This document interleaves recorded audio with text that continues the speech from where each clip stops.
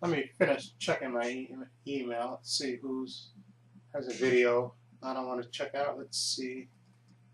What's this one? Let's see. Let's see, not that person. Let's see. Oh, okay. Let's see. Who's this? Oh, okay.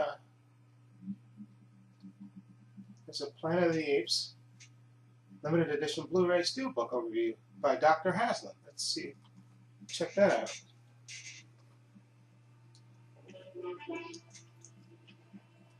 Skipper! Look!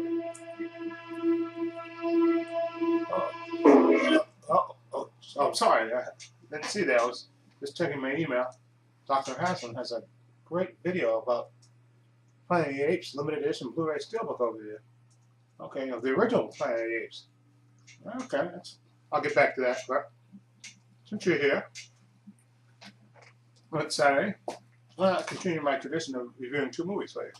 Now I'll get back to your video, Dr. Haslam. Okay?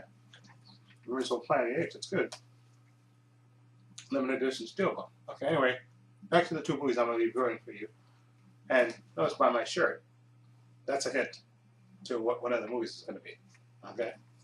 Anyway, the first movie that I watched earlier today is Hangover Part 3. Okay? Now, I was a big fan of the original Hangover, like a lot of people.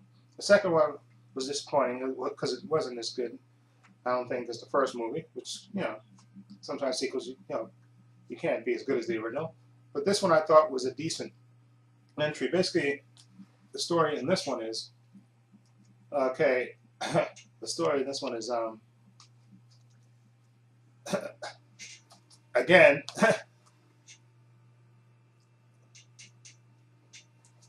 Alan, the movie begins with Alan, played by Zach Galifianakis. He's running down the highway, like you see in the driving down the highway, like you see in the video, and like in the trailer, excuse me. And you see him, driving. He just perched, a giraffe. Okay, and like you see in the trailer, it basically gets decapitated. But when he goes under, the underpass, and basically causes a massive accident. Okay, which his father has to basically clean up. Okay. So, of course, Alan is not taking his medication anymore.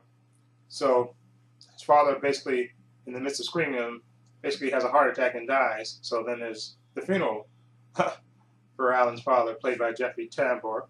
He dies, and so the whole gang's, everybody's there for the funeral. And they decide to stage an intervention for Alan since he hasn't been taking his medication. Okay?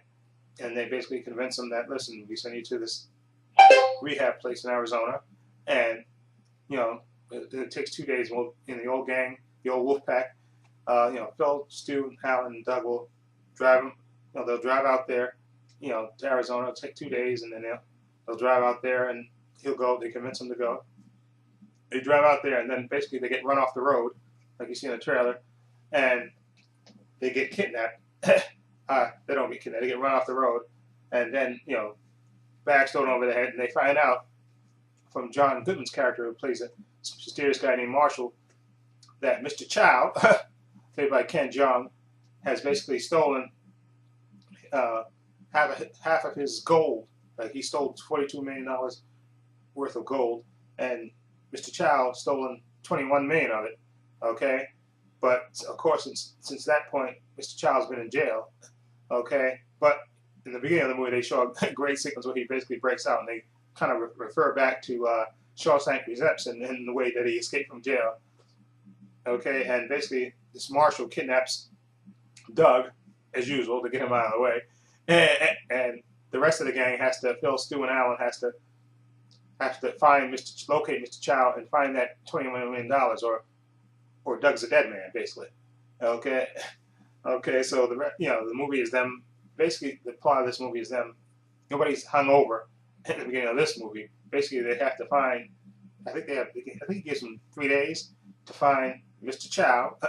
Okay, and locate the $21 million, or Doug's gonna get it, basically. And the rest of the movie is them doing that, tracking Mr. Chow down and trying to recover the money. Now, this movie I thought had some good laughs in it. It is definitely, I think, a step up from the second movie. Okay, and I like the way I thought that Zach Galifianakis was especially good in this. And then you also have a cameo in this by Melissa McCarthy. Okay, which I don't want to spoil. Okay, but she's in the movie briefly. Okay, and they also the only person that wasn't in this movie that I thought might have been in this movie was Mike Tyson, which since he was in the first movie, I think he was in the second one too. I'm thinking, if I remember right. But anyway, he wasn't in this one. Anyway, this, like I said, they have to basically track Mr. Chow down and basically convince him to come back, to help them find the money, the gold, and basically hand himself over. And the rest of the movie is basically that. And you have the usual gags and stuff, and there's a few twists and turns. But I like the humor in this movie. I think this one is a step up from the second part. Okay, because I think the second part, the only funny part to me was when Stu woke up and realized that he slept with the transsexual. I thought that was the funniest part of that movie. But I think this one had a few laughs. But if I were to rank them, I would say The Hangover, the first part, is the best movie. That would get a solid 8. This movie, I would give a 7 to, and part 2, I would give a 6.5. That's the way I would rank it. So this one, I would I give it a 7 out of 10. Okay, I thought it was enjoyable. There was a few laughs. I had a couple of laughs in here, a couple of moments in there that had me cracking up in this movie. And then Melissa McCarthy, who I can take or leave every once in a while, she was funny in her small cameo. Okay, and I thought Ken Jeong as Mr. Chow is so hilarious. He makes me laugh. I know a lot of people think he's annoying, but he makes me laugh. And Zach Galifianakis, who I know a lot of people can take or leave, I thought he was funny in this, and he had me laughing in this movie. Okay, and they kind of calmed Stu down. Ed Helms' character, he's not as manic in this. And there's also an after's credit sequence that you have to watch. Okay, and I think that a nice wrap up to the end of this series. Okay, so stay tuned for that. Again, 7 out of 10.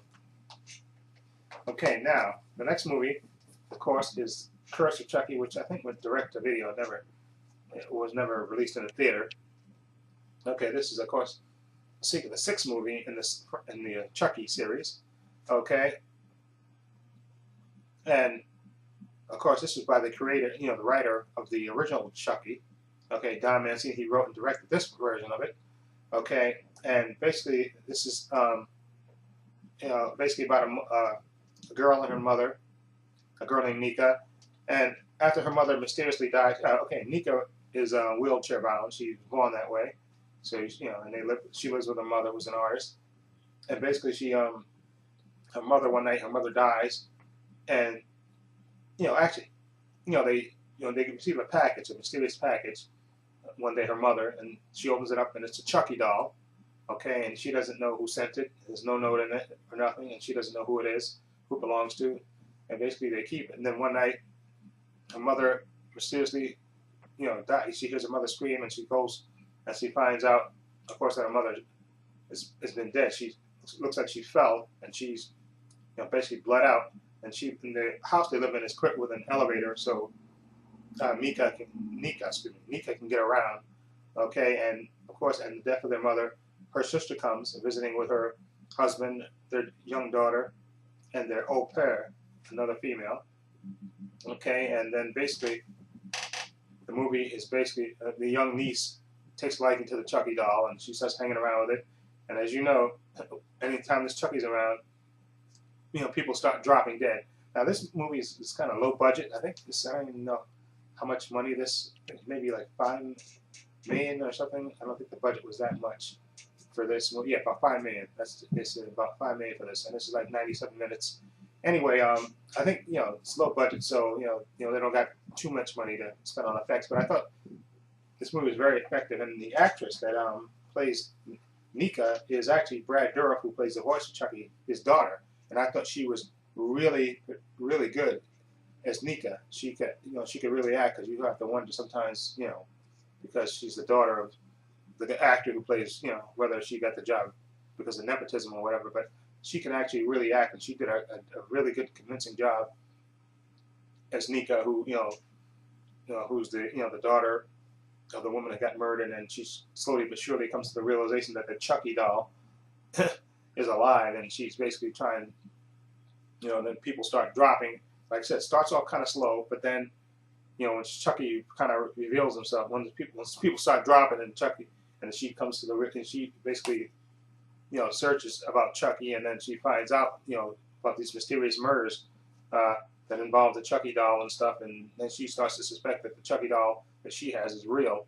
And then there's a couple of twists and turns in the story too, which I thought were okay. And this movie entertained me. Like I said, it started off slow, but once it started picking up, once the kills basically started, the movie kind of picked up, and I really enjoyed this movie. And I definitely would give this Curse of Chucky a 7 out of 10. Okay, there's a couple of things that, if you follow the other movies, that sort of had me scratching my head a little bit, but I kind of let it go because the movie entertained me. And there's a nice cameo in this. I think this was in the unrated version. I watched the unrated version of this, and there's a cameo watch after the credits. There's a scene after the credits, okay, that you have to stay tuned for, okay, and it's and you'll know what it is when you see it. And I thought that was a nice touch, okay. And like I said, Brad Dourif, that voice he does for Chucky is just classic. He just nobody. And when Chucky starts stalking, it looks great to me, and just I enjoyed the movie. Okay, so Curse of Chucky, I think it was a lot better than I think it was Seed of Chucky, which was kind of horrible. Okay, actually, I like the first 3 movies a lot. The second, I think like I said, was the second one the second one I think was probably my favorite. Okay, I like the original. The little kid was whiny a little bit, but I liked it anyway. So I definitely got to give Curse of Chucky a 7 out of 10. Okay, Hangover Part 3, I'm going to give that a 7 out of 10. Okay, a nice way to wrap up the series. Like I said, an improvement over the second part. Okay, and like I said, I think they milked it for what it for all it's worth.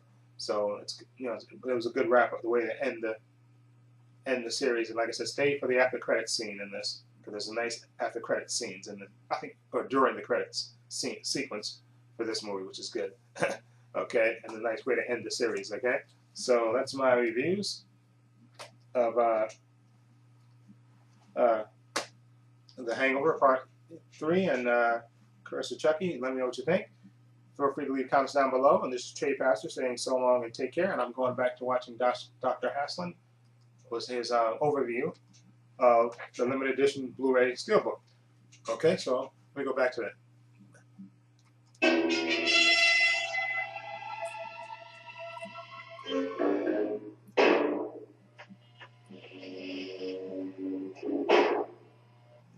Hello and